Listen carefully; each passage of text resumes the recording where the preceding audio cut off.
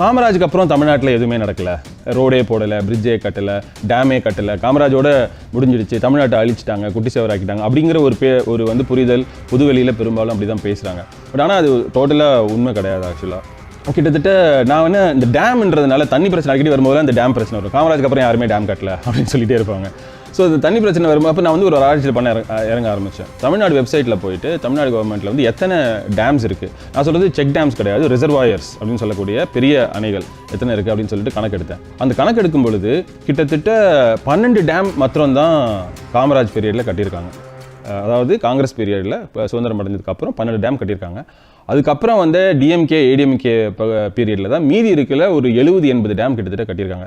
மொத்தத்தில் கணக்கெடுத்து பார்க்கும்பொழுது 84% டேம்ஸ் இந்தியாவில் தமிழ்நாட்டில் கிட்டத்தட்ட வந்து திராவிட கட்சிகள், அதாவது ஏடிஎம்கே டிஎம்கே 2 பேரும் தான் கட்டியிருக்காங்க. மீதி அதில் இருக்கிற 16% மாத்திரம் தான் காமராஜ் பீரியடில் கட்டியிருக்காங்க. அதுதான் உண்மையான டேட்டா.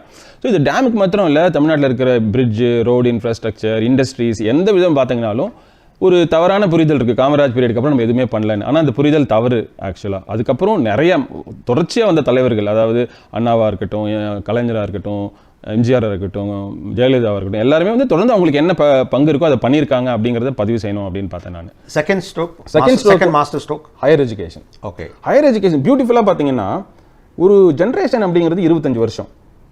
ஒரு ஜென்ரேஷன் அப்படிங்கிறது 25 வருஷம்.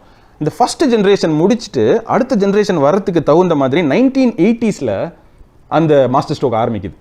கலைஞரும் எம்ஜிஆரும் சேர்ந்து வெறும் 40 காலேஜஸ் இருந்த தமிழ்நாட்டில் 550 காலேஜஸ் இருக்கு. Engineering colleges 550. 40 எங்க இருக்கு, 550 எங்க இருக்கு? 10 டைம்ஸ். another 15-20 years. அந்த 20 இயர்ஸ்க்குள்ளார அதை பண்றாங்க. அப்போ என்ன ஆகுதுன்னா, நான் வந்து ஸ்கூல் எஜுகேஷன் படிச்சுட்டேன், என் பையனை என்ன படிக்க வைப்பேன் நான்? Obviously college. அப்போ அந்த ஆப்பர்ச்சுனிட்டி கிரியேட் பண்றாங்க. அப்போ அடுத்த ஜென்ரேஷன் ஆட்டோமேட்டிக்கா எல்லாரும் காலேஜுக்கு போறாங்க. ஸோ அந்த 2வது மாஸ்டர் ஸ்ட்ரோக் பண்றாங்க.